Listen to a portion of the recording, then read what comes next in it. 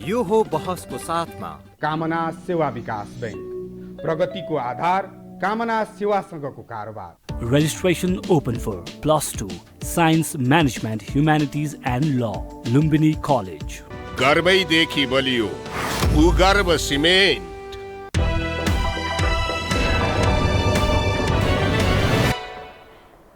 नमस्कार, यो बहसमा म यहाँहरूलाई हार्दिक स्वागत गर्दछु। जीवराम भण्डारी। आज यहाँहरू सामुने उपस्थित हुनुहुन्छ कर्णबहादुर थापा। उहाँ नेकपा एमालेका स्थायी समिति सदस्य हुनुहुन्छ। उहाँसँग आज म आम दर्शकलाई यो जो जिज्ञासाको रूपमा छ अब के हुन्छ भन्ने एउटा प्रश्न छ, त्यो अलिकति उहाँ मार्फत खुलासा होस् भन्ने पनि चाहन्छु। यसकारण कर्णबहादुर थापा अलि प्रष्ट वक्ता पनि हुनुहुन्छ। नेकपा एमालेको संस्थापन, अलिअलि संस्थापन भन्ने हामी भाषा प्रयोग गर्छौँ सञ्चार क्षेत्रमा काम गर्ने मानिस, सो कोर ग्रुपको व्यक्ति पनि भएको हुनाले म ती आम जनका जिज्ञासालाई सम्बोधन गराउने प्रयत्न गर्नेछु। सर्वप्रथम म उहाँलाई स्वागत गर्छु। स्वागत छ यहाँलाई। धन्यवाद। अब तपाईँ अनुभवले पनि खारिएको, निरन्तर तपाईँलाई म विद्यार्थी कालदेखि बुझ्दछु, लेफ्ट मुभमेन्टमा लाग्नुभयो। अब यो ठाउँ, यस्तो ठाउँमा तपाईँको पार्टी अहिले प्रवेश गरेको छ। शेरबहादुरजी, तपाईको पार्टीका कतिपय सहयात्री तत्कालीन नेपाल कम्युनिस्ट पार्टी नेकपा अनि नेकपा पुरानो एमाले भित्रकै मित्रहरू, यो सबै पक्षलाई विभाजित गरेर शेरबहादुरजीले नयाँ सरकार बनाउनु भयो। अब यहाँ दृश्य के देखिन थाल्यो भने ओलीजीको बहिर्गमनको झन्डै 8 महिना पश्चात, सरकारबाट बहिर्गमनको 8 महिना पश्चात फेरि नयाँ समीकरण बन्न लागेको जस्तो अर्थ लाग्दछ। हुन्छ कि हुँदैन, के हुने हो, कता राजनीति प्रवेश गर्दैछ, यो आम जिज्ञासाको विषय बनेको छ।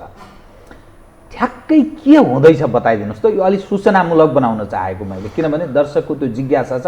कृपया म यहीँबाट सुरु गरेँ, यससँग जोडिने धेरै प्रश्नहरू छन्, क्रमशः म उठान गर्दै जान्छु। कृपया। नेकपा एमाले कुनै जालझेल, षड्यन्त्र, समीकरण, गठबन्धनको माध्यमबाट नेपालको राजनीति अगाडि बढोस् भन्ने पक्षको होइन। नेकपा एमाले सहज खालको राजनीतिक प्रतिस्पर्धा जो स्वस्थ होस्, विचारमा आधारित होस्, नीतिमा आधारित होस्, राष्ट्र निर्माणका एजेन्डाहरूमा, योजनाहरूमा आधारित होस्, यो नेकपा एमालेको चाहना हो।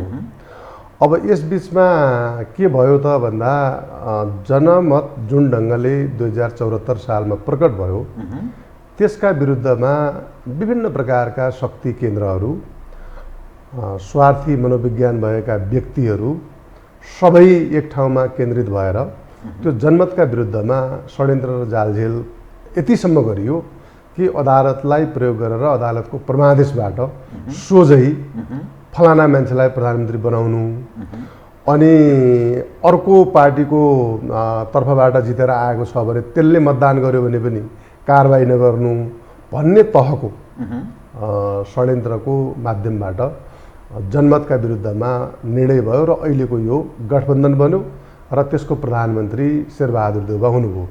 त हामीले पटक पटक भनिरहेका के थियौँ भने यो सहज राजनीतिक परिस्थितिलाई बिगार्ने, लोकतान्त्रिक मूल्य र मान्यताहरूलाई समाप्त गर्ने र हामीले प्राप्त गर्न खोजेको भनेको सुखी नेपाली समृद्ध नेपाल भनेर जो हामीले लक्ष्य बनाएका छौँ, त्यो नेकपा एमालेले अगाडि सारेको नारा हो। तर यो त राष्ट्रको अभिभारा हो नि त। नेपाली जनताको चाहना र आकाङ्क्षा यससँग जोडिएको छ। यसका विरुद्धमा निजी हित प्राप्त गर्नका निम्ति, शक्ति प्राप्त गर्नका निम्ति, पद प्राप्त गर्नका निम्ति यो अनावश्यक प्रकारको षड्यन्त्रको राजनीतिलाई अगाडि नबढाउँ, यो नेकपा एमालेको चाहना त्यो थियो र त्यसलाई हामीले लगातार भनि आयौँ। र अहिले ठ्याक्कै आजको दिनमा आउँदा लगभग नेपाली काङ्ग्रेस र नेपाली काङ्ग्रेसको तर्फबाट सभापति पनि हुनुहुन्छ शेरबहादुर देउवा, पछिल्लो पटक फेरि निर्वाचित हुनुहुन्छ, उहाँ देशको प्रधानमन्त्री पनि हुनुहुन्छ। उहाँले चाहिँ लगभग अब त्यो कुरा महसुस गर्नुभयो कि यो जाली झेली प्रकारका मान्छेहरूलाई लगेर देशलाई त केही पनि दिन सकिँदैन, राष्ट्रका निम्ति त कुनै उपलब्धि हुँदैन। अब उहाँकै सन्दर्भमा भन्ने हो भने उहाँका लागि पद नयाँ कुरा भएन, प्रधानमन्त्री पटक पटक भइसक्नुभयो। प्रधानमन्त्री लक्ष्य हो कि राष्ट्रलाई अगाडि बढाउने, राष्ट्रका समस्याहरूलाई समाधान गर्ने, नेपाली समाजमा रहेका अन्तर्विरोधहरूलाई समाधान गर्ने र राजनीतिप्रति, लोकतान्त्रिक परिपाटीप्रति, हामीले लिएका नीति र सिद्धान्तहरूप्रति जनताको विश्वास बढाउने के गर्ने त भन्ने सन्दर्भमा नेपाली काङ्ग्रेस स्पष्ट हुन जरुरी छ। अझै स्पष्ट भएको छैन कि भन्ने हामीलाई लागिरहेको छ। तर यो अहिलेको यो जाली झेली प्रकारको गठबन्धन त चल्दैन र यसले राष्ट्रलाई कौडी बराबरको पनि योगदान गर्दैन। अर्थात् गठबन्धन तोडिन्छ भन्न खोज्नुभयो। अब कायम रहँदैन देउबा नेतृत्वको यो गठबन्धनको उद्देश्य गलत थियो, नियत गलत थियो र त्यो कुरा चाहिँ नेपाली काङ्ग्रेसले महसुस गरेको थिएन र शेरबहादुर देउवाले आफूले पद प्राप्त गर्नका निम्ति त्यसलाई ग्रहण गर्नुभयो, त्यसलाई उहाँले उपयोग गर्नुभयो। अब यो उपयोगको तरिका अन्त गरौँ भन्नेमा हामी छौँ। अब म यसमा अलिकति स्पष्ट होस् है त, यो गठबन्धन के कारण तोडिन लागेको छ भन्ने आम मानिसको बुझाइ छ भने एमसिसी नेपालको हितमा छैन।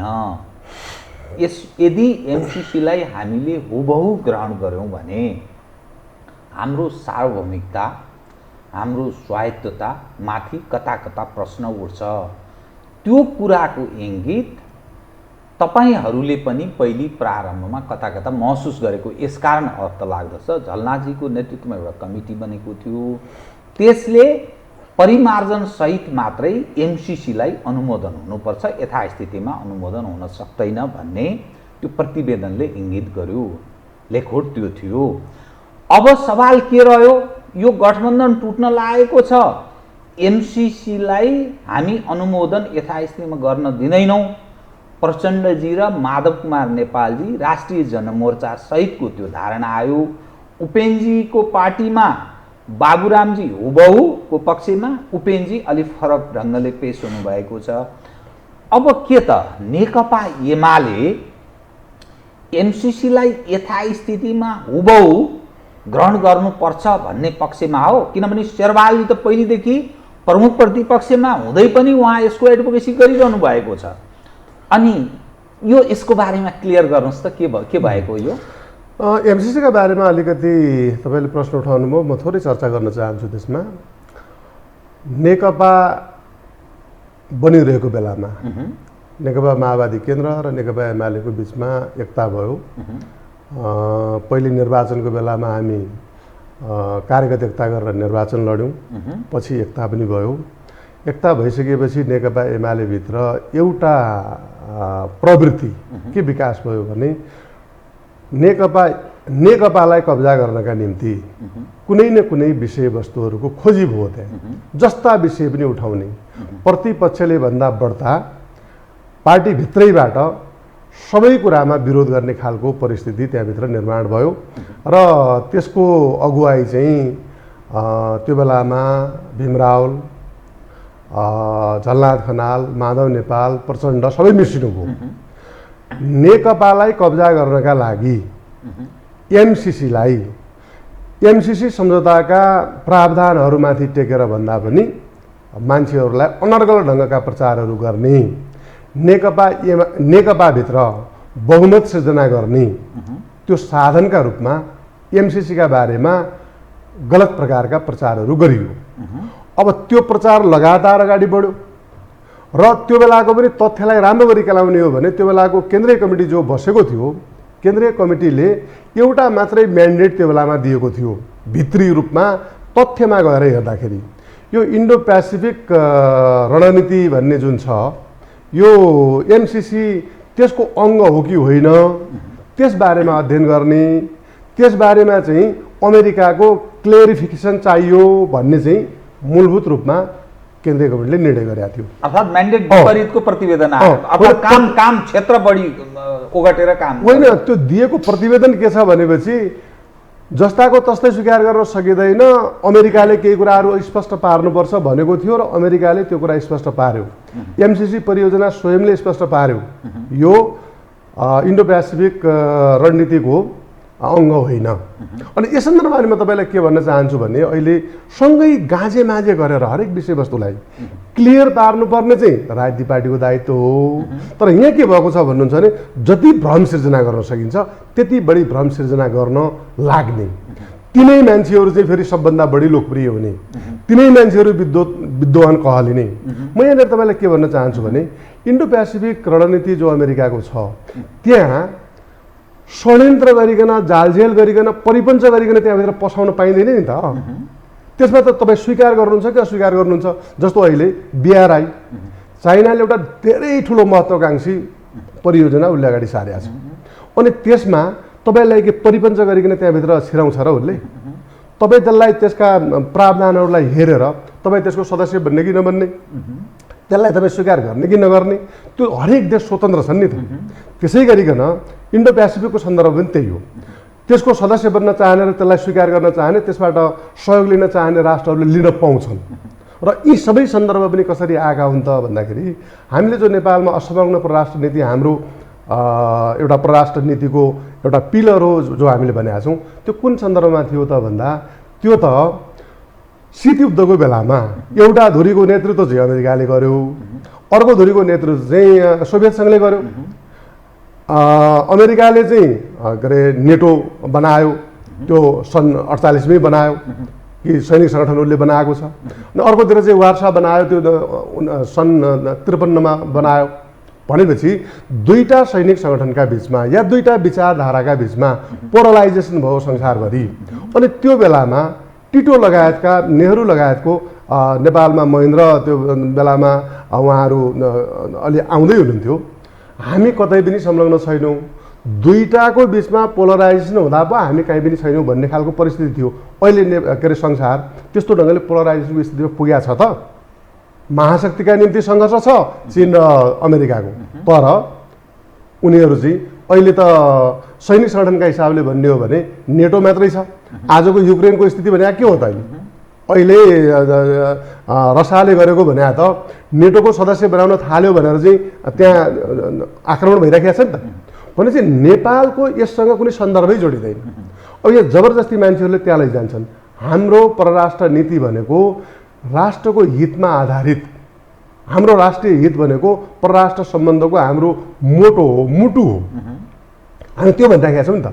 हो, हामीलाई के गर्दा हित हुन्छ नेपालमा हामीले त्यो गर्नुपर्छ। अब जहाँसम्म यो एमसिसीका प्रावधान के छन्, प्रावधानमा छलफल हुनु पर्यो नि। मुख्य चिज भनेको त्यसमा के हो त भन्दा दुईटा चिज हो।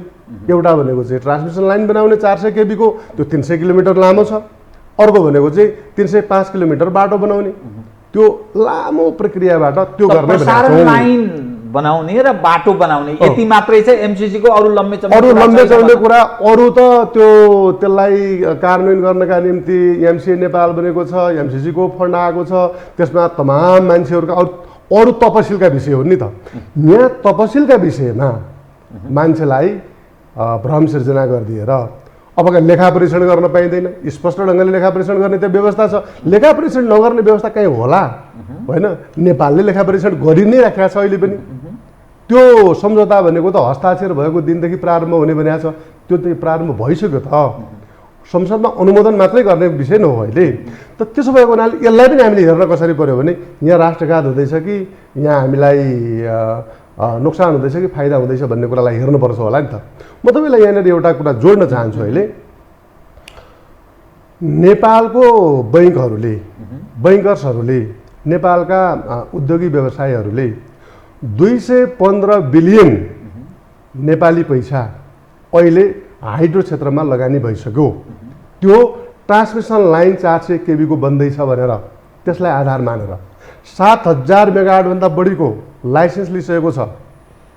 यथार्थ यो हो। अनि हामीले त्यो ट्रान्समिसन लाइन बनेन भने अनि ती परियोजनाको भविष्य के हुन्छ? राष्ट्रघात हुन्छ कि राष्ट्रवाद हुन्छ? राष्ट्रलाई नोक्सानी पार्ने कुरा, हामी आत्मनिर्भर बन्ने कुरा। भोलि त्यो के ट्रान्समिसन लाइन नेपालमा नबनाउने भने हो? कुनै पनि नेपालका राजनीतिक पार्टीका नेताहरूलाई भन्नुहोस् न त, त्यो लगानी कहाँबाट आउँछ? ठिक छ, अरू कसैबाट बनाउने हो भने म एकदम त्यसमा खुसी छु, तर बनाउनु त पर्ला नि त। अनि हामीले बनाउनु पर्ने बाटो बनाउँदाखेरि कसै न कसैको सहयोग त चाहिएला नि। अर्थात् एमसीसी ग्रहण गर्नुपर्छ नेकपा एमालेको आधिकारिक लाइन अब यो ठाउँमा प्रवेश म गर्यो, होइन? पार्टीले के गर्ने भन्ने सन्दर्भमा त्यो निर्णय पार्टीले फैसला गर्छ, ठिक छ। तर अहिले प्रचार भनेको के भयो भन्नुहुन्छ भने एमसीसीका प्रावधानहरूलाई लिएर चर्चा प्रचार भएको छैन। मैले हिजो मात्रै एउटा स्टाटस मैले लेखेको थिएँ। म एउटा त्यो वर्कसपमा गएँ, त्यो वर्कसपमा जाँदाखेरि त्यहाँको त्यो म गाडीमा हावा हाल्न भनेर गएको थिएँ। अनि उसले चाहिँ एमसीसीले सारा देश बर्बाद हुने भयो भन्ने कुरा त्यहाँ गफ गरेको सुनेँ मैले। अनि के रहेछ त, के समस्या रहेछ त्यसमा भनेर मैले बुझ्दाखेरि उसले के भन्छ भने 5 वर्षसम्म त अमेरिका नेपालमा आउने रहेछ, नेपालले केही पनि गर्न नपाउने रहेछ नि भन्छ, होइन? मैले अस्ति नै मैले त्यो लेखेकै कुरा म तपाईँलाई बताउँछु कि मेरो नातेदारका केटाकेटीहरू जो 10+2 मा पढ्छन्, अमेरिकी सेना नेपालमा आउने रहेछ नि यो एमसीसी आएपछि भन्छ। त यी चिजहरू कति सत्य हुन् त? यी त एकदम गलत कुराहरू हुन् नि। मेरो के भनाइ छैन भनेपछि त्यो अहिले संसदमा गएको छ, संसदमा छलफल गरिकन त्यसलाई एउटा निर्णयमा पुर्याउनु त। छलफल गर्न तपाईँहरूले दिनु भएन भन्छ त। संसद नाम मात्रैको छ कि छलफलै हुँदैन? नै त्यो त अलग विषय हो। संसद अवरुद्ध भएको छ एउटा कुरा हो। त मैले नेपालका सबै राजनीतिक पार्टीका नेताहरूलाई विनम्रतापूर्वक के आग्रह गर्न चाहन्छु भने समाजमा कुनै भ्रम छरेका कारणले कुनै मान्छेहरू चाहिँ विरोधमा उत्रिएका छन् भने त्यसलाई आफ्नो शक्ति नठानु। विरोधमा उतार्नु ठुलो कुरा होइन, समस्या खडा गर्नु ठुलो कुरा होइन, त्यो जसले पनि गर्न सक्छ। हामी त समाधान दिने ठाउँमा छौँ, हामी त देश अगाडि बढाउनु पर्छ भन्ने जिम्मेवारी लिएका राजनीतिक पार्टीहरू हौँ नि त। यसमा भ्रमको खेती नगरौँ मात्रै मेरो भनाइ हो। त्यसका प्रावधानहरूमाथि छलफल गरौँ। बाहिर गरे जस्तो यो नभएका तथ्यहरू मान्छेलाई उत्तेजनामा ल्याउने, आवेगमा ल्याउने त्यो काम बन्द गरौँ। किनकि मान्छेलाई उचाल्न सजिलो हुन्छ, फेरि मान्छेलाई बसाउन गाह्रो हुन्छ। एमसीसीका कारण 3-4 पार्टी अप्ठ्यारोमा म एउटा त्यहाँ तपाईँलाई जोड्दै थिएँ एउटा कुरा टुट्यो। अब के भयो त भन्दाखेरि अब समस्या भएको अरू केही पनि होइन। अहिले माधव नेपाललाई समस्या पर्यो। किन भन्दाखेरि हिजो चाहिँ एमाले भित्र नेकपाभित्र आफ्नो बहुमत सिर्जना गर्नका निम्ति अब त्यो मुद्दा उठाउनु भयो, तर त्यो उहाँले भने जस्तो गलत थिएन। अहिले आइपर्दाखेरि के भयो त भन्दाखेरि त्यो उहाँकै टाउकामा आउने भयो। अब या त्यसलाई यस भन्नु पऱ्यो या नो भन्नु पऱ्यो। यस भन्यो भनेपछि आफूले भनेको कुरा गलत साबित हुने भयो, उदाङ्गो हुने भयो। ठिक त्यस्तै समस्या पर्यो प्रचण्ड कमरेडलाई। उहाँले हिजो त्यसको विरोध गर्नुभयो। के का कारणले विरोध गर्नुभयो भन्दा केपी ओलीलाई अप्ठ्यारो पार्न भनेर चाहिँ उहाँले विरोध गर्नुभएको थियो। अब अप्ठ्यारोको पर्नुभयो त भन्दा स्वयं प्रचण्ड पर्नुभयो। सबैले थाहा पाउने गरिकन के निर्णय दिनु पऱ्यो नि।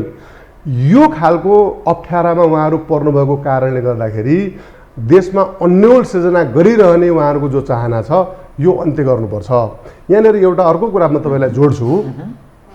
नेपालमा एउटा ठुलो षड्यन्त्र के भइरहेको छ लामो समयदेखि विभिन्न इस्युमा, एउटा मात्रै इस्युमा होइन, विषयवस्तुहरू उठाउने, त्यसलाई टुङ्गामा पुग्न नदिने, निर्णयमा पुग्न नदिने। निर्णयमा पुग्यो भनेपछि त सकिने भयो विषयवस्तु, अनि त्यसपछि त्यसलाई भ्रम सिर्जना गरिरहन पाइयोस्। अब अहिले तपाईँले यस बिचमा भएका चर्चा सुन्नुहोस् न। चुनावपछि गरौँ न त एकमतले गरौँ भन्नुको मतलब चुनावसम्ममा चाहिँ मान्छेलाई भ्रम सिर्जना गरेर केही मत प्राप्त गर्ने, अनि चुनावभन्दा पछि त्यसपछि प्रावधान त यिनै हुन्छन् नि त। अनि त्यो चुनावपछि हुँदा चाहिँ राष्ट्रवादी हुने, चुनाव अगाडि गयो भने राष्ट्रघाती हुने हुन्छ त भनेपछि यसको मतलब भनेको के हो भने इमानको राजनीति गरिरहनु भएको छैन हाम्रा नेताहरूले, निष्ठाको राजनीति गरिरहनु भएको छैन, यथार्थमा भन्ने हो भने राजनीति नै गरिरहनु भएको छैन। उहाँहरूले खालि ट्याक्टिकल काम गरिरहनु भएको छ। जनतालाई मूर्ख बनाउने र झुक्क्याउने काममा उहाँहरू लागिरहनु भएको छ। जनता झुक्क्याउने काममा नलागौँ। त्यस कारणले अहिले यो किन स्थिति आयो? सरकार बनाउँदाखेरि एमसीसी त्यही संसदमा छ भन्ने उहाँहरूले थाहा थियो नि त। त्यो एक दिन निर्णय गर्नुपर्छ भन्ने त उहाँहरूलाई थाहा थियो नि त। त्यो बेलामा त उहाँहरूले छलफल गर्न चाहनु भएन। यदि त्यो छलफल गरेको भए, यदि उहाँहरूको निष्ठा र आस्थाको कुरा थियो भने त यो गठबन्धन नै नबन्नुपर्ने रहेछ नि त। त्यो बेलामा नेकपाभित्र उहाँहरूले के विषय उठाउनु भयो भन्दा हामी समाजवादतर्फ अगाडि बढ्न चाहन्छौँ, केपी ओलीले समाजवादतर्फ अगाडि बढ्न दिनु भएन भन्ने उहाँहरूले एजेन्डा उठाउनु भएको थियो नि त। अनि काङ्ग्रेसको नेतृत्वमा समाजवादको यात्रा अगाडि बढ्छ त अब तपाईँहरूले बनाउने गठबन्धन जुन छ नि त्यो सायद सम्भावना छ भन्छन् शेरबहादुरजी र तपाईँको पार्टी मिलेर, त्यसले चाहिँ समाजवादमा प्रवेश गराउँछ त? गराउँदैन। त्यस कारणले त हामीले नेकपा एमालेको स्ट्यान्ड स्पष्ट के हो भने हामी काङ्ग्रेससँग गठबन्धन गर्न खोजिरहेका छैनौँ। के चाहिँ गर्नु? यो गलत गठबन्धन तोड्न मात्रै खोजेको। हामी यो गलत चिज भइरहेको छ नि त, गलत चिज तोडियोस्, सबै पार्टीहरू आफ्नो ठाउँमा आउन्। म के भन्न चाहन्छु, मेरो व्यक्तिगत पनि कुरा भन्नुहुन्छ भने एमसीसी को सवालमा तपाईँ स्वयं चाहिँ पार्टीले के गरोस् भन्ने चाहनुहुन्छ, त्यो नि सुनाइदिनुहोस्। म तपाईँलाई बताउँला। नेपालमा सबै पार्टीहरू आफ्ना उद्देश्य, आफ्ना लक्ष्य, आफ्ना नीति, आफ्नो दर्शन जे छ नि सबैको, काङ्ग्रेसै जस्तो हुनु पर्यो, एमाले जस्तो हुनु पर्यो, माओवादी जस्तै हुनु पर्यो, राप्रपा जस्तै हुनु पर्यो, अरू जो मधेसमा आधारित पार्टीहरू छन् उनीहरू पनि आफ्नो नीति उद्देश्यमा आफ्नो पहिचान सहित आफ्नो लक्ष्य र उद्देश्य सहित स्वस्थ प्रतिस्पर्धा गर्नु पर्यो। ठिक, मेरा नीतिहरू यो हुन्, मेरा विचारहरू यो हुन्, हामी देशलाई यहाँ पुर्याउन चाहन्छौँ, त्यसको तरिका यो हुन्छ, योजना यो हो भनियो भनेपछि स्वस्थ राजनीतिक प्रतिस्पर्धा हुन्छ। त्यसैलाई हामी भन्छौँ लोकतन्त्र। यहाँ त लोकतन्त्र भएन, लोकतन्त्रका मूल्य मान्यताको कुरै भएन। आफूले पद प्राप्त गर्नका निम्ति, आफ्नो स्वार्थका निम्ति जससँग पनि मिल्ने, जससँग पनि साँठगाँठ गर्ने, आज त्यसको प्रशंसा गर्ने, भोलि त्यसको विरोध गर्ने, पर्सि अर्काको बदखुवाई गर्ने, यो प्रकारको परिस्थिति बनाएर जनता चाहिँ अन्योलमा भएर यथार्थमा के भइरहेको छ भने लोकतान्त्रिक मूल्य र मान्यताप्रति, लोकतान्त्रिक व्यवस्थाप्रति जनताको अनास्था सिर्जना गर्ने काम नेपालका राजनीतिक पार्टीहरूले गरिरहेका छन्। किन भन्दाखेरि यिनीहरूसँग आफ्नो स्पष्ट लक्ष्य र उद्देश्य छैन। र यहाँनिर म एउटा जोड्न चाहन्छु कि नेपालका सबै राजनीतिक पार्टीहरू प्रतिपक्षीय मानसिकता छ। देश चलाउँछु भन्ने होइन, राज्य व्यवस्थाको विरोध गरेर जनमत सङ्कलन गरेका भए अब आफैले बनाउनु पर्ने हो देश भनेपछि आफैले बनाउनका निमित्त आफूसँग स्पष्ट योजना चाहिन्छ नि त।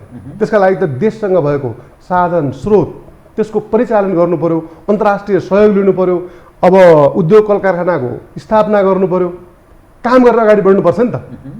भनेपछि काम गरेर अगाडि बढ्ने सन्दर्भमा त्यसमा त्यो गाह्रो काम छ, त्यो कठिन काम छ होइन। त्यो कठिन बाटो रोजेर यिनीहरूले सजिलो बाटो विरोध गरिदिने, अनि केही मान्छेले समर्थन गरिहाल्छन्, केही मान्छेले विरोध गरे के भयो त, एउटा पार्टी त छँदैछ। आफ्ना पार्टीको मात्रै शक्ति र सामर्थ्यले पुगेन भने अर्कासँग साँठगाँठ गरिदिने भनेपछि यो अस्वस्थ राजनीति जो छ, यो अस्वस्थ राजनीतिको अन्त्य गर्न चाहन्छ नेकपा एमाले। अहिलेको अवस्था भनेको के हो भने हामी सरकार हाम्रो रोजाइको विषय होइन। हाम्रो रोजाइको विषय भनेको चाहिँ लोकतान्त्रिक अभ्यासबाटै, स्वस्थ लोकतान्त्रिक अभ्यासबाट हामी अगाडि बढौँ, निर्वाचन गरौँ।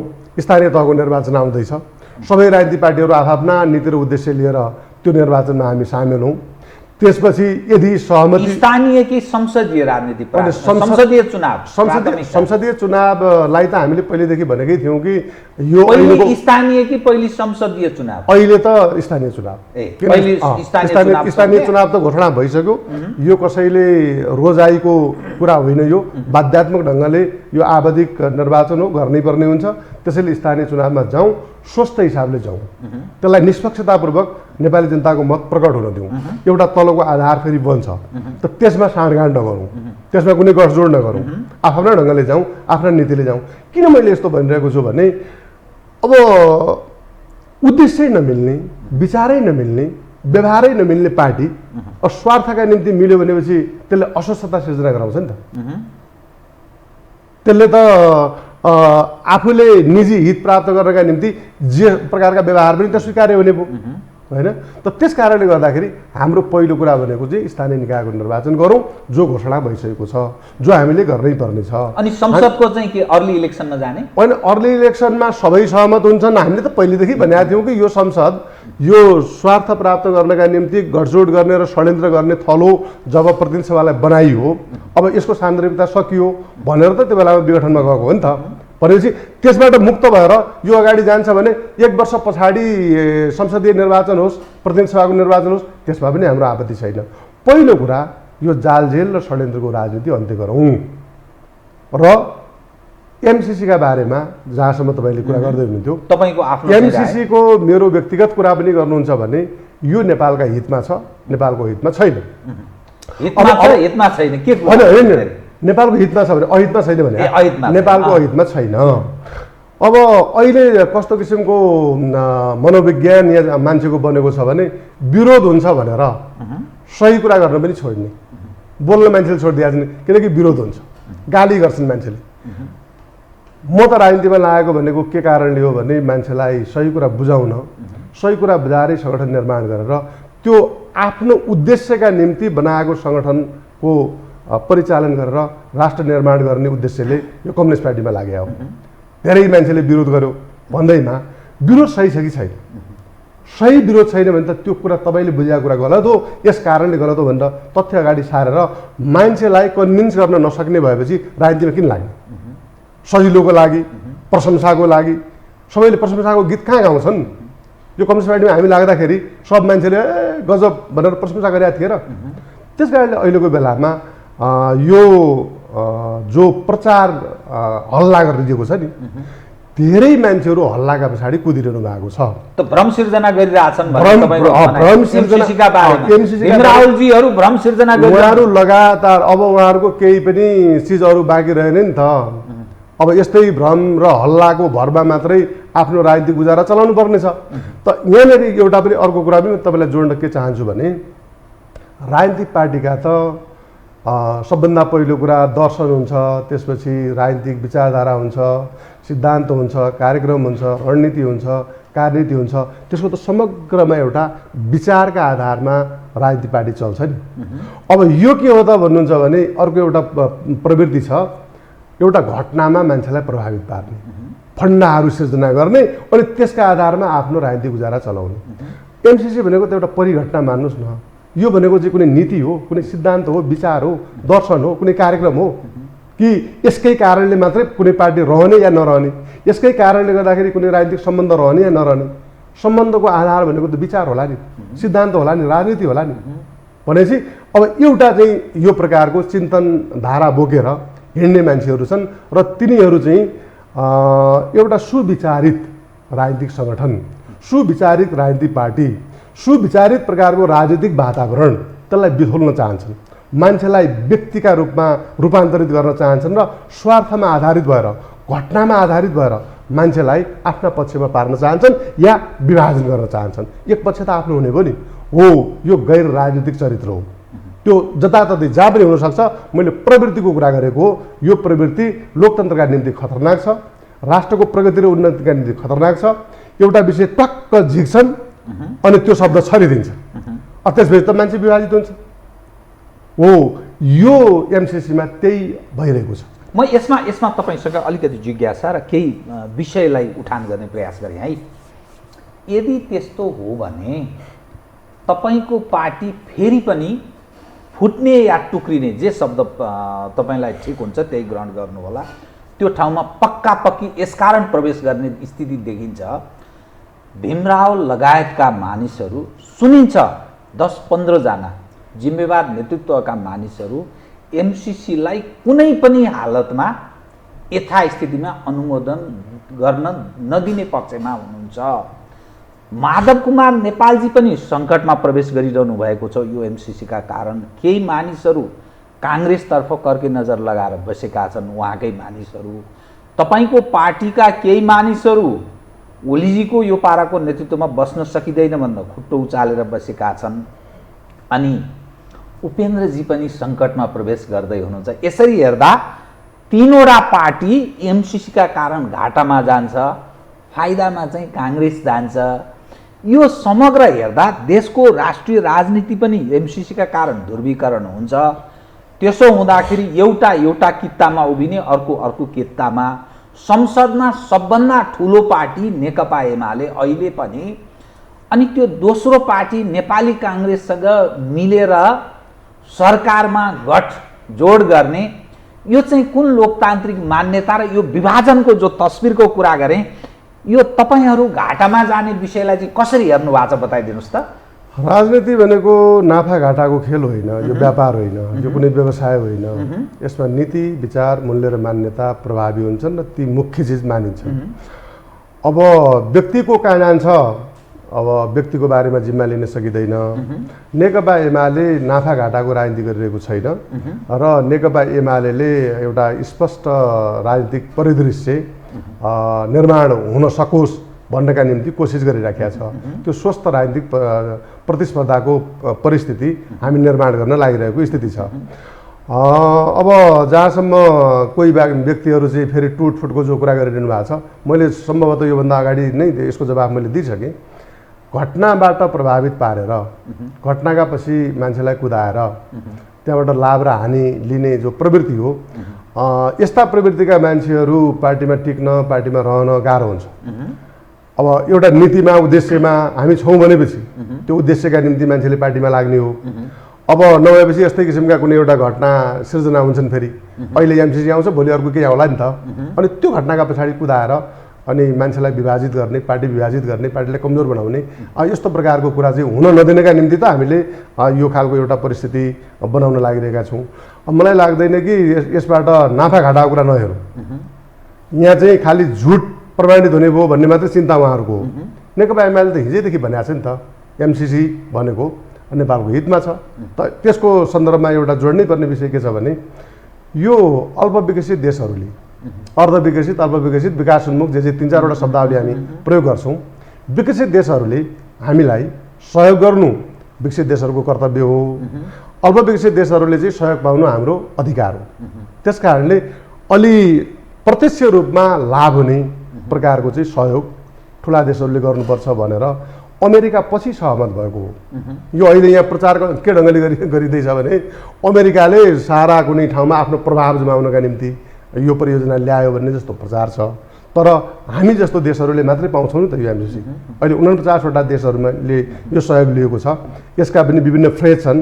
पहिलो फेजमा हामीले राम्रो ढङ्गले कुनै काम गऱ्यौँ भने अर्को फेजमा पनि फेरि सहयोग हुन्छ। 2, 3, 4 पटक लिन पाइँदैन भन्ने छैन। अब यहाँ मलाई दुःख केमा लाग्छ भने देश बन्ने विषयमा कुरा गऱ्यो कि अनि एउटा खालको विवाद विरोध गरि नै हाल्ने। प्रसङ्ग तपाईँलाई जोड्न चाहन्छु। कोदारी राजमार्ग जुन बेला महेन्द्रले बनाउँदाखेरि अनि भारतले त धेरै ठुलो विरोध गरिरहेको थियो त्यो बेला। यो इतिहास धेरै पुरानो भइसक्यो भने त बिर्सन हुँदैन नि। तथ्य तथ्याङ्क राख्ने मान्छेहरूले त राखेर बसिरहेको छन् नि। अनि राजा महेन्द्रले भन्नुभएको थियो त्यो बेलामा, उसले किन विरोध गर्यो भन्दाखेरि चाइनासँग सम्बन्ध भयो भने चाहिँ त्यताबाट साम्यवादको प्रभाव पर्छ अरे। अनि महेन्द्रले त्यो बेलामा एउटा शब्द भन्नुभयो कि साम्यवाद गाडी चढेर आउँदैन, होइन। अनि अहिले त्यो कोदारी राजमार्ग बनाएर नेपालमा के भयो त? के भयो? अनि अरूण थडका बारेमा पनि त्यो बेलामा राम्रो गरिने चर्चा परिचर्चा भयो। त्यत्तिकै त्यो हामीले अस्वीकार गऱ्यौँ। अहिले अरूण थडमा सहयोग जुटाउनका निम्ति सारा नेपाल जुटिरहेको छ, लागिरहेको छ। अब महाकाली सन्धिका बारेमा एकैपल्ट भनिदिन्छन् त राष्ट्रघाती। अनि त्यसको सबभन्दा ठुलो परियोजना भनेको पञ्चेश्वर परियोजना हो। 7,520 मेगावाट विद्युत उत्पादन आजको 10 वर्षभन्दा अगाडि भइसक्नु पर्थ्यो। त्यसो भएको भए 3500 मेगावाट विद्युत नेपालले पाउँथ्यो। हामीले गरेनौँ काम, तर यहाँ लोड सेडिङ भयो। अनि लोड सेडिङको अन्त्य गर्ने को भन्दाखेरि घिसिङ प्रचारमा आइरहनु भएको छ। उत्पादन बढाउनु छैन अनि हामीले उत्पादन नबढाउने। अनि त्यसपछि चाहिँ हामीलाई लोड सेडिङ भयो। लोड सेडिङको अन्त्य कसले गर्यो भन्दाखेरि अर्को कुनै एउटा हिरोइजमतर्फ चाहिँ देशमा प्रचार गरिदिने खालको स्थिति बनेको छ। भनेपछि अहिले पनि त हामीले महाकाली सन्धिको सबभन्दा महत्त्वपूर्ण पार्ट भनेको पञ्चेश्वर परियोजना त चलिराखेको छ त। त्यसबाट हामीले लाभ लिनु पऱ्यो भनेर लागिराखेका छौँ। त्यसको डिपिआर बनाउने बेलामा बरु त्यहाँ राष्ट्रघात भयो कि राष्ट्रवाद भयो, हाम्रो हितमा भयो कि भएन, त्यहाँ मान्छेको छलफल बहस छैन। त सही विषयवस्तुहरूमा छलफल गरेर त्यसलाई ठिक कुराहरू जनताका बिचमा लिएर राष्ट्र निर्माण गर्नका निम्ति जनताको मतलाई प्रयोग गर्ने मनोविज्ञान होइन कि भड्काएर काम गर्न नदिने। अनि देशको कुनै साधन स्रोतको उपयोगै नगरिकन राष्ट्र निर्माण कसरी गर्न हुन्छ त?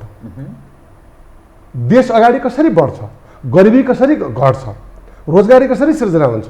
आत्मनिर्भरता कसरी बढ्छ त? के हो आधार? यस्तै हल्ला गरेर प्रचार गरेर नभएका कुराहरू गरिदिएर जनतालाई भड्काउने। अनि जनता भड्काएर मिलगरी देश बन्छ त? नेकपा एमाले अर्को धब्बा फेरि थपेर हिँड्ने भयो। कोशी र गण्डक उप काङ्ग्रेसलाई प्रश्न पटक पटक मानिसले गरिरहेका छन्। महाकालीमा थपियो एमाले पनि काङ्ग्रेस सरह, त्यहाँ राप्रपा पनि थपिएको छ। अब एमसिसीमा फेरि एमाले थपिने भयो। त्यसो भए कालो धब्बा लाग्ने भयो एमालेलाई। प्रश्न गर्नु, सडकमा यत्रो जुलुस निस्किरहेछ, मान्छे गोली हानिरहेछ मानिसमाथि, फोरा त्यत्रो कुटपिट भइरहेको छ, त्यत्रो जन खिलाफमा छन्, तपाईँले आफ्नै स्वजन आफन्तहरू नै पनि एमसिसी उप त्यस्तो खाले वितृष्णा व्यक्त गर्छन्। अनि यो एमालेका लागि राजनीतिक हिसाबले भोलिका दिनमा त्यति सहज हुन्छ भन्ने ठान्नु भएको छ? त्यही त म भन्दैछु, यो परियोजनालाई विकास परियोजनाका रूपमा मात्रै हेरेर त्यहाँभित्रका प्रावधानहरू मात्रै छलफल भएको भए अझ त्यसलाई नेपालमा कार्यान्वयन गर्न र त्यसको उपलब्धिलाई हामीले सहज ढङ्गले ग्रहण गर्ने परिस्थिति थियो। मैले सायद 2-3 वर्ष अगाडि नै यसमा जब छलफल र बहस भएको थियो, नेपालमा एउटा यसको विरोधको स्थिति खडा गरिदिएर धेरै ठुलो परियोजनालाई समाप्त गर्नका निम्ति वातावरण बनाइदैछ है। निजी स्वार्थमा आधारित पार्टीभित्रको त्यो पनि एकदम संकीर्ण स्वार्थ सिद्ध गर्नका निम्ति राष्ट्रको महत्त्वपूर्ण परियोजना त्यसमाथि गम्भीर प्रश्न उठाउने अनि त्यसपछि दाता र सहयोगीहरूलाई नेपालप्रति यस्तो अविश्वसनीय प्रकारको देशमा यस्तो अविश्वसनीय प्रकारको राजनीति गर्ने मान्छेहरू देशको महत्त्वपूर्ण ठाउँमा गएका ठाउँमा किन सहयोग गर्ने खालको परिस्थिति बनाएर यो देशलाई अझ कङ्गाल बनाउने, हरिबिजोग बनाउने, अरूको सहयोग लिन पनि नसक्ने, आफैसँग कुनै साधन स्रोत पनि नहुने भनेपछि त मान्छेलाई त झन् बढी ठग्न सकिने, झन् बढी झुक्क्याउन सकिने यस्तो प्रकारको परिस्थिति बन्दैछ है भनेको कुरा आज त्यही बाटोमा गइरहेको छ। मैले सडकमा आउने मान्छेहरूलाई म सम्मान गर्छु, हामी पनि सङ्घर्षबाटै आएको, तर सडकमा मान्छेलाई उतार्ने लोकतन्त्रमा के का लागि हो भने हुनै पर्ने चिज यदि हुन सकेन भनेर दबावका निम्ति हो। मान्छेहरू अहिले सडकमा आएको मैले अघि तपाईँलाई दृष्टान्त भने नि, अहिले 10+2 का विद्यार्थीहरू सडकमा आइरहेका छन् र उनीहरूले के भनिरहेका छन् भने अमेरिकी सेना आउँछ भन्ने चिन्ताले।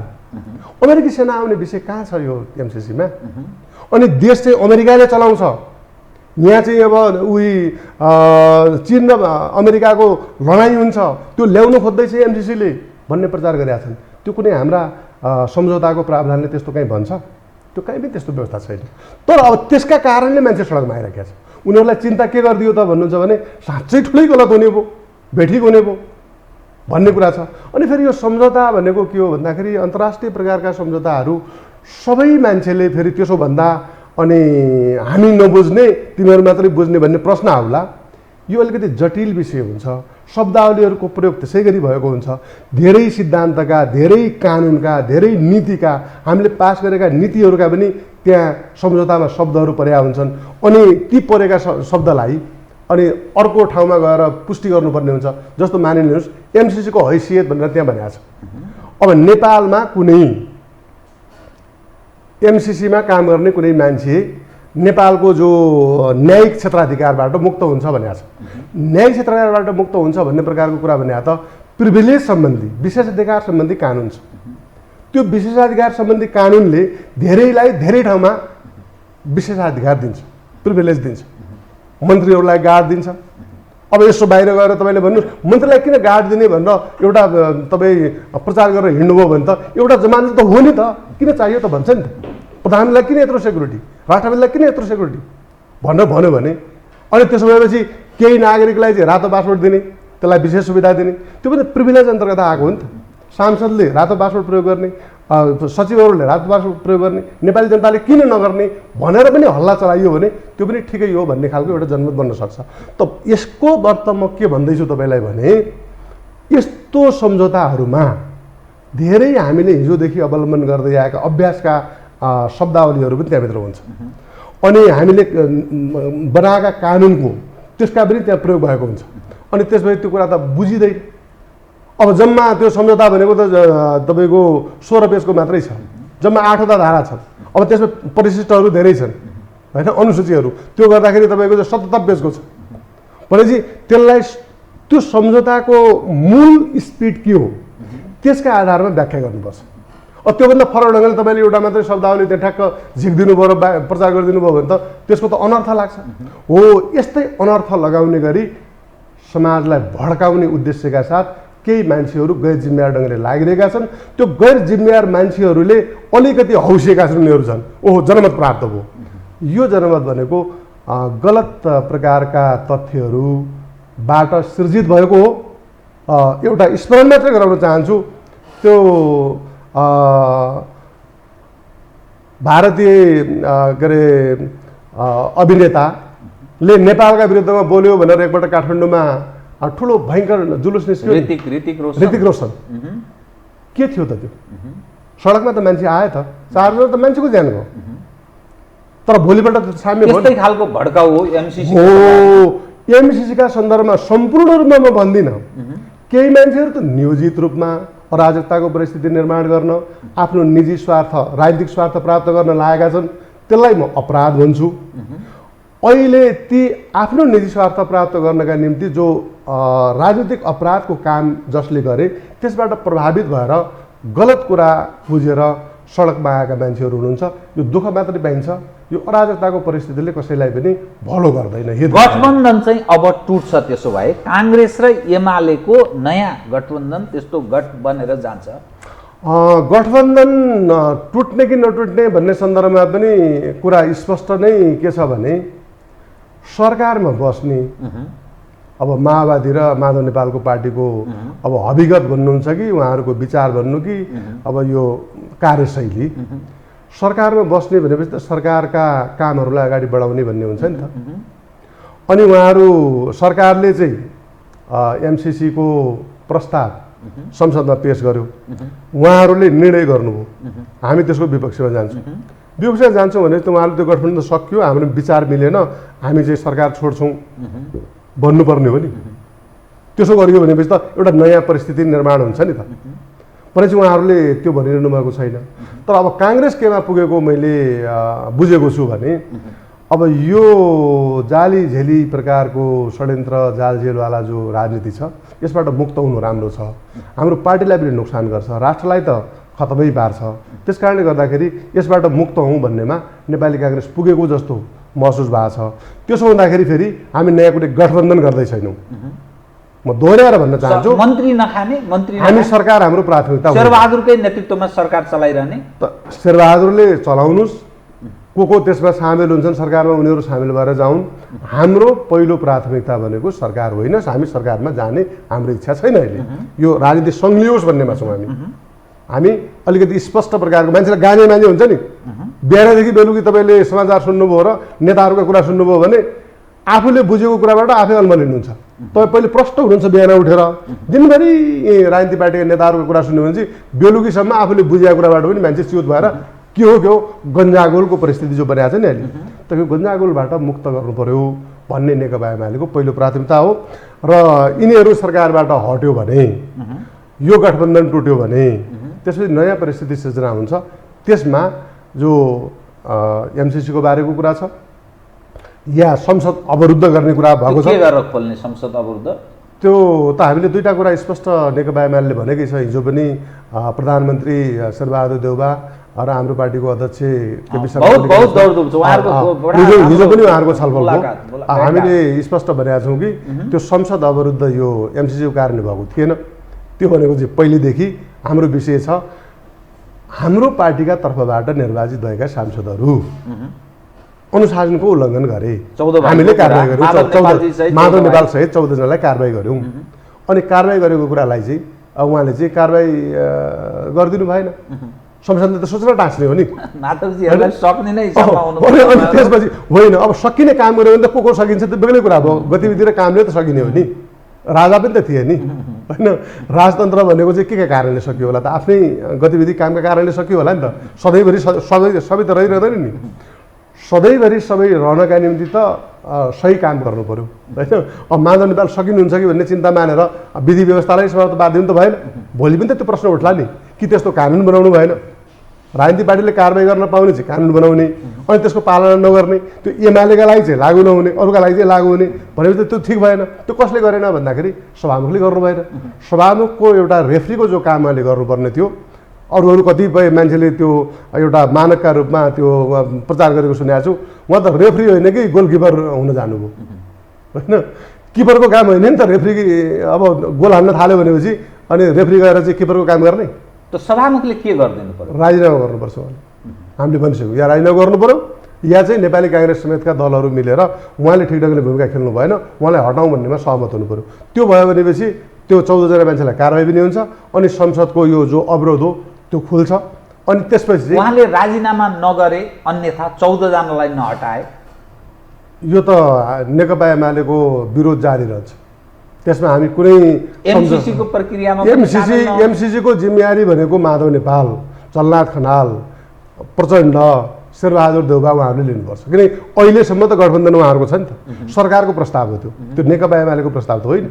नेकपा एमाले त प्रतिपक्षमा छ, उहाँहरूले धकेलेर अब नेकपा एमाले चाहिँदैन, नेकपा एमाले नहुँदा पनि यो देश गजबसँग हामी अगाडि बढाउँछौँ, यो निरङ्कुशताको अन्त्य गर्छौँ, तानाशाहीको अन्त्य गर्छौँ, एकदम गजबको लोकतन्त्र हामी अगाडि बढाउँछौँ भन्ने प्रचार गर्नुभएको थियो होइन उहाँले। अनि अहिले के भयो त? किन उहाँहरू बालकोट धाएको दाइ हुनुहुन्छ? किन हाम्रो पार्टीको अध्यक्ष केपी शर्मा ओलीलाई तपाईँले निकास दिनु पऱ्यो, तपाईँले नभइकन हुँदैन? प्रचण्ड स्वयंले हिजो प्रस्ताव राखेको बाहिर आयो। के भन्नुभयो प्रचण्डजीले? भने प्रचण्डजीले तपाईँ प्रधानमन्त्री हुनु पऱ्यो, तपाईँलाई समर्थन गर्छौँ, तपाईँको नेतृत्वमा निर्वाचन गरौँ भन्नुभयो। अनि उहाँले भन्नुभयो कि म प्रधानमन्त्री हुने मेरो कुनै इच्छा चाहनाको कुरा होइन, तपाईँ पहिला आफू स्पष्ट हुनुहोस् होइन। नेपाली काङ्ग्रेससँगको गठबन्धन तपाईँ जारी राख्नुहुन्छ कि तपाईँ त्यसबाट अलगिनुहुन्छ? तपाईँ स्पष्ट हुनुहोस् न। अब माधव नेपाललाई पनि भनेको त्यही हो। माधवजीसँग त भेटघाट छैन, उहाँसँग व्यक्तिका हिसाबले हाम्रो नाता सम्बन्ध राम्रै हुनसक्छ, हामीले त्यो पार्टीलाई मान्यता दिएका छैनौँ। पार्टीगत हिसाबले कुरा हुन सक्दैन। म कार्यक्रमको ठिक अन्त्यमा 2 मिनटभित्र कृपया मसँग समय भएन, सबभन्दा ठुलो पार्टी नेकपा एमाले अहिले पनि संसदमा छ, जनताले पनि मत त्यही ढङ्गले दिएका हुन् गत चुनावमा। दोस्रो लार्जेस्ट पार्टी नेपाली काङ्ग्रेस, प्रमुख प्रतिपक्ष अर्थात् सबभन्दा ठुलो पार्टी एमाले र दोस्रो ठुलो पार्टी नेपाली काङ्ग्रेस सत्ता पक्ष, यो मिलेर जाने कुन लोकतान्त्रिक मूल्य, मान्यता, आदर्श, यो संसदीय जो ढाँचा, जो चरित्रको, प्रजातन्त्रको हामी कुरा गर्छौँ या लोकतान्त्रिक मान्यताको कुरा गर्छौँ, यो कुन मान्यताभित्र पर्छ बताइदिनुहोस् त?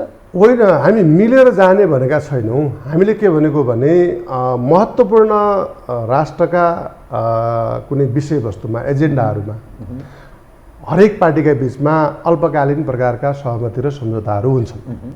अहिले हिजै हामीले भनेको के हो भने लोकतन्त्रमाथि नै सङ्कट उत्पन्न हुने गरी तपाईँहरूले जो गठबन्धन गर्नुभयो त्यो गलत थियो। त्यसले हाम्रो संविधानहरूलाई त्यही भनिरहनु भएको छ उहाँहरू, संविधान सक्ने प्रतिगामी केपी ओलीको नेतृत्व, यो सबै स्वाहा बनाउने शेरबहादुरजीले त्यही भन्नुभयो, माधव प्रचण्डजीले त्यही भन्नुभयो। उहाँहरूले भनेको कुरा त गलत साबित भयो नि त अहिले। त्यो त अब त हामीले त्यसमा केही तर्क दिनुपर्छ र? उहाँहरूले गरेको कुरा सही थियो भने यो निरन्तर रूपमा अगाडि बढ्थ्यो नि त। गठबन्धन टुट्नुपर्ने या हट्नुपर्ने या नेकपा एमालेलाई गुहार्नुपर्ने कुनै अहिले खण्ड नै छैन नि। हाम्रो त अहिले स्पष्ट कुरा छ त, 165 सत्तापक्षसँग छ। यो एमसीसी सामान्य बहुमतले पास गर्ने विषय हो, त उहाँहरूले पास गरेर अगाडि बढ्नुहोस् न त। नेकपा एमालेको यहाँ किन जरुरी पर्यो? त्यो के 200ले 300 सङ्ख्याले पास गर्यो भने त्यो चाहिँ एकदम राष्ट्रवादी हुने, अनि 165ले पास गर्यो भने चाहिँ राष्ट्रघाती हुने या राम्रो या नराम्रो हुने केही हुन्छ? प्रावधान हुने भएपछि भनेपछि यो कुरा त उहाँहरूले गरे हुन्थ्यो नि त। भन्नाले यहाँ के थियो भने जालीझेली कुरा थियो। ती जालीझेलीहरू चाहिँ सर्लङ्ग ढङ्गले नेपाली जनताले बुझ्ने गरिकन उदाङ्गिने भए। उहाँहरूको लाज पनि नेकपा एमाले छोपिदिनु पर्ने।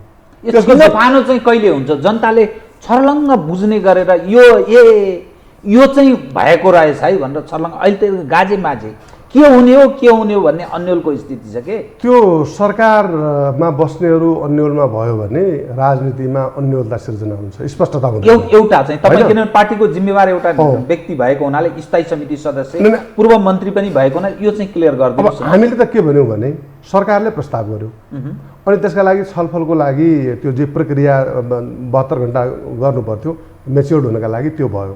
त यो त 14 गते के अरे 12 गतेदेखि नै छलफल हुनुपर्ने थियो नि। 12 गते उहाँहरूले छलफल गर्न चाहनु भएन। त्यो त सरकारले मागेको समय हो नि। फेरि समय तोकियो 14 गतेको। 14 गते हिजो के अरे आज फेरि प्रधानमन्त्रीले आफै केही समय लगाउँ भन्नु। उहाँहरूको के छ भन्दा सत्ता गठबन्धनले भ्रम सिर्जना गरिराखेको छ अनि एमालेलाई कहीँ न कहीँ मुस्न चाहनुहुन्छ। एमाले केही कुरामा पनि मुछिँदैन, एमाले केही पनि कुरामा झुक्किँदैन भन्ने कुरा त यी राजनीतिक पार्टीका मान्छेले त बुझ्या छन् भित्र, तर बाहिर जनतालाई त्यो भ्रम दिन चाहन्छ। अहिले एमाले गर्दाखेरि पो अप्ठ्यारो परेको छ जस्तो किसिमको उहाँहरूले प्रचार गर्न खोजिरहनु भएको छ। म सम्पूर्ण नेपाली जनतालाई यो मिडिया मार्फत, तपाईँ मार्फत के भन्न चाहन्छु भने एमाले सरकारको गठबन्धनवाला पहिले प्रश्न हुनुहोस्, अनि नेकपा एमाले आफ्नो निर्णय गर्छ। केही दिन अझै कुर्नु पर्ने भयो त्यसो भने हाम्रा कारणले होइन, सत्तापक्षको उनीहरूका कारण, उनीहरूको कारणले गर्दा। एउटा चाहिँ फेरि यो सोध्नै पर्ने भयो, किनभने तपाईँ पार्टीको जिम्मेवार नेता भएको नाताले, पूर्व मन्त्री अनुभवी पनि हुनुहुन्छ, यो एमसिसीका कारण चीन बोल्यो शान्त कूटनीतिमा विश्वास गर्ने, उसको बीआरआई कार्यान्वयनमा अगाडि बढेको छैन। बीआरआईमा सम्झौता भयो तर अगाडि बढेको छैन। चीन र अमेरिका आम्ने सामने हुन खोजेको जस्तो एमसिसीको सवालमा सञ्चार माध्यमहरूमा त्यस ढङ्गले विषय उठ्न थालेको छ। युक्रेन हाम्रो ताजा घटना छ। शक्ति राष्ट्रले चाह्यो भने छिमेकी राष्ट्रलाई के हदसम्म गर्न सक्छ र टाढाको छिमेकीले, टाढाको मित्र राष्ट्रले कुन हदमा मात्रै सहयोग गर्न सक्दो रहेछ भन्ने कुरा युक्रेनबाट पनि पाठ सिक्नुपर्ने यो अलि पछिल्लो दृश्य पनि देखिएको छ। भोलि कथम यो यही घटनाका कारण अप्ठ्यारो स्थिति मुलुकको कहीँ न कहीँ सङ्कटमा फस्यो भने यसको जिम्मा कसले लिने? सङ्कटमा जान दिनु हुँदैन र नेपालको आन्तरिक मामलामा नेपाल राष्ट्र सञ्चालनका सन्दर्भमा अमेरिका हस्तक्षेपकारी ढङ्गले आएको कुरा हामीलाई स्वीकार्य हुँदैन, चीन पनि हस्तक्षेपकारी ढङ्गले आएको कुरा स्वीकार्य हुँदैन, भारत पनि हस्तक्षेपकारी ढङ्गले आएको कुरा स्वीकार्य हुँदैन। नेकपा एमालेको स्पष्ट धारणा छ, हाम्रा यी मित्र राष्ट्रहरू हुन्, चीन र भारत त छिमेकी पनि हुन् र अमेरिका। एमसिसी त आइपिएसको अङ्ग हो भनेर ऱ्यान्ड्स भन्ने अमेरिकाको यो क्षेत्र हेर्ने उपविदेश सहायक मन्त्री उनले त्यो बोलेको कुरा तपाईँलाई सम्झना छ? मलाई राम्रो गरी सम्झना छ र मैले अघि त्यसको सुरुमै जवाब तपाईँलाई दिएको थिएँ। आइपिएसमा जानका लागि झुक्क्याएर लाने नीति उनीहरूको हुँदैन। एमसिसी मार्फत झुक्क्याउने होइन कि, हाम्रा जति पनि सहयोगहरू भनेको हाम्रो केही उद्देश्य छ भन्ने अर्थमा उनीहरूले भने होलान् होइन। त्यसलाई हामीले त्यहाँ जबरजस्ती जो जोड्ने काम भएको छ, उनीहरूको जवाब त्यो व्यक्तिले बोलेको कुरा भन्दा पनि उसले त पत्रै लेखेर पठाएको छ नि त। एमसिसी भनेको इन्डो पेसिफिक रणनीतिको कुनै त्यसमा सम्बन्ध छैन, त्यो हाम्रो अलग किसिमको नीति हो, त्यसका अलग प्रावधानहरू छन्। एमसिसी भनेको एउटा सहयोग परियोजना हो भनेर उसले लेखेर दिइसकेको छ नि त, किन हामीले त्यसमा धेरै दुविधामा जाने? तपाईँले सोधेको प्रश्नमा मेरो के छ भने हामी सबै मित्र राष्ट्रहरूसँग नेपालको राष्ट्रिय हितलाई केन्द्रबिन्दुमा राखेर समान प्रकारको सम्बन्ध गर्न चाहन्छौँ। हामी हाम्रो स्वाभिमान, हाम्रो राष्ट्रिय अखण्डता र हाम्रो देशभक्तिमाथि कसैको पनि हस्तक्षेप, कसैको पनि दादागिरी, कसैको पनि बलको प्रयोग त्यो पनि हामी मान्दैनौँ, निर्देशन पनि मान्दैनौँ। चीनको हामीले सहयोग लिएका छौँ, लिन्छौँ, अमेरिकाको सहयोग लिएका छौँ, लिन्छौँ, भारतको सहयोग लिएका छौँ, लिन्छौँ, जर्मनको सहयोग लिएका छौँ, लिन्छौँ, बेलायतको सहयोग लिएका छौँ, लिन्छौँ, त्यो लिनुपर्छ।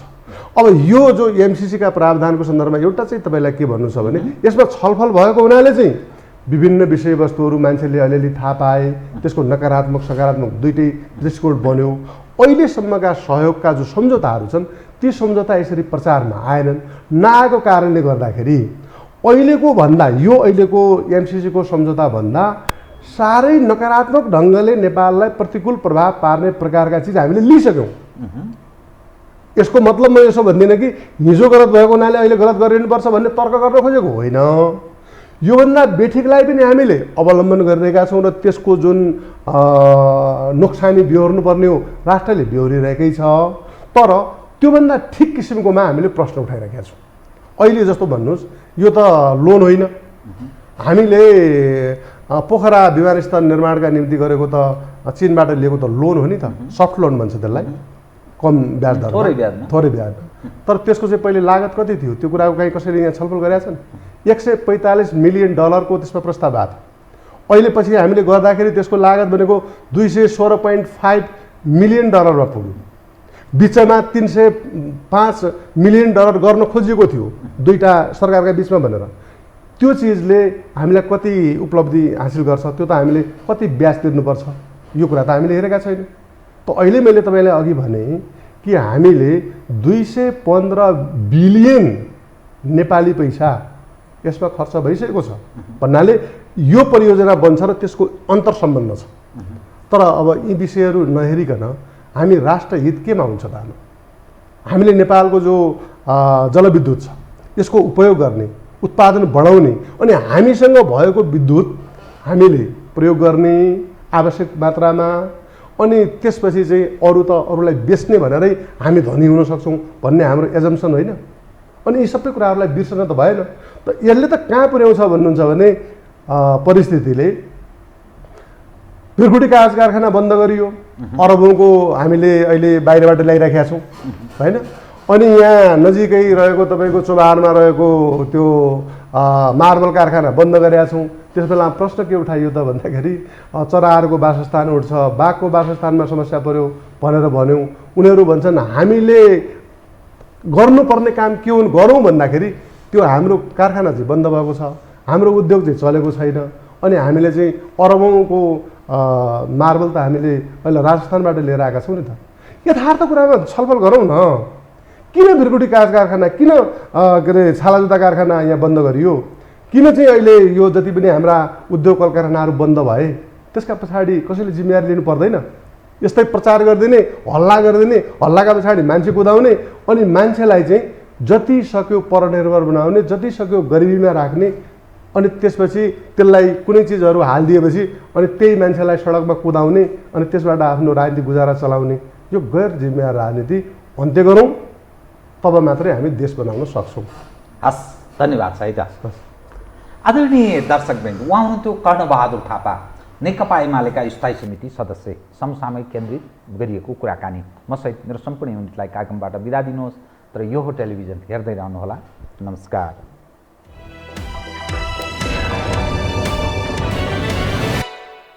यो हो बहसको साथमा कामना सेवा विकास बैंक, प्रगतिको आधार कामना सेवासँगको कारोबार। Registration open for +2 Science Management Humanities and Law, Lumbini College।